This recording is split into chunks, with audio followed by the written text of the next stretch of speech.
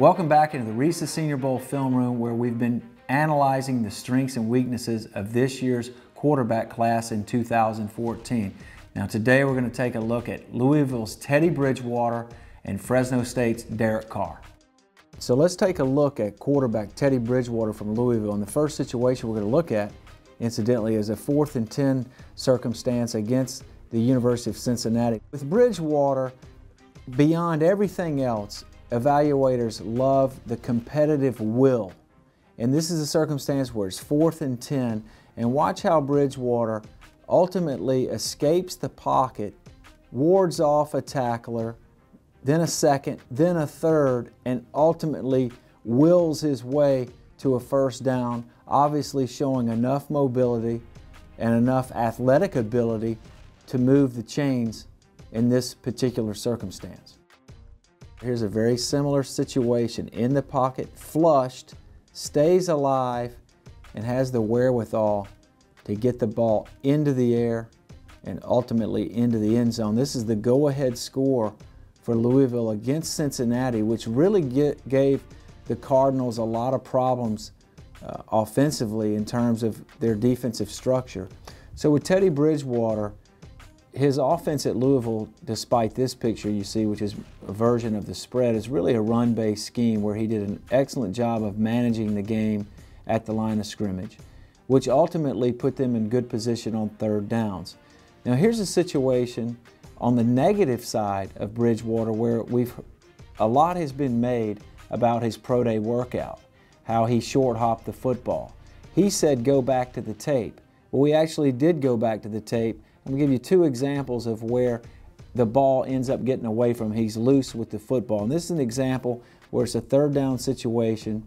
This is a check down circumstance where the back is going to leak through the line of scrimmage, basically wide open, almost in position to get a first down, and he throws the ball low and away from the running back, so they come up short of the first down and an incomplete pass.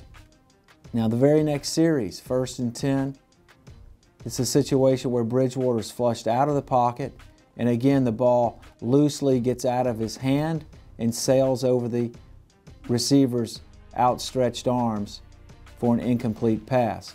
So with Teddy Bridgewater, the positives, he's been in a pro-style offense. He's been very efficient, particularly on third downs. The negatives, the ball tends to get away from him at times. And then the overall body build, most of the scouts I just talked to seem to be concerned about his actual body structure. So let's take a look at Derek Carr, and of course he's at Fresno State. Here's one of the negatives on him, is that in the last 2 seasons he's exclusively operated in a spread type system. So 5 down linemen, a single setback, and in the shotgun.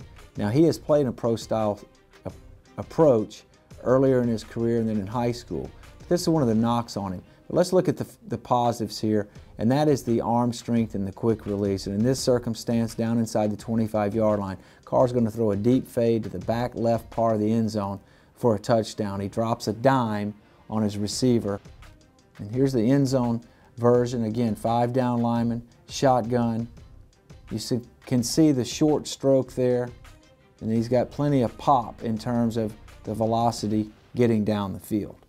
And again, the reason the evaluators are really intrigued by Derek Carr is because of his ability to throw the football up the field. And here's a situation where he laces this ball to the deep outside on a line, first down, Fresno State.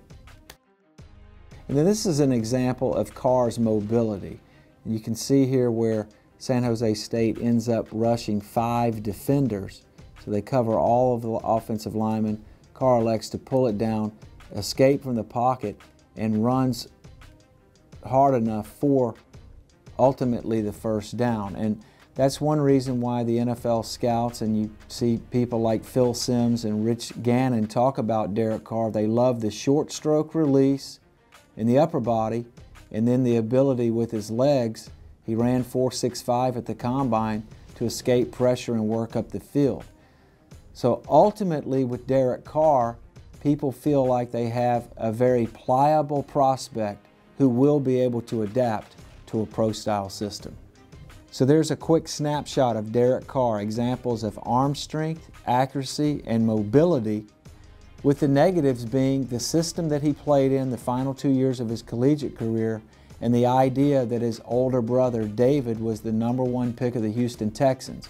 But I think the real evaluators only look at players in a vacuum. They don't judge a family name, a college helmet, or the program that the player comes from. They have to judge and evaluate the individual himself. So there's the good, the bad, and the ugly for Derek Carr and Teddy Bridgewater, expected to go potentially in the first round of the NFL Draft.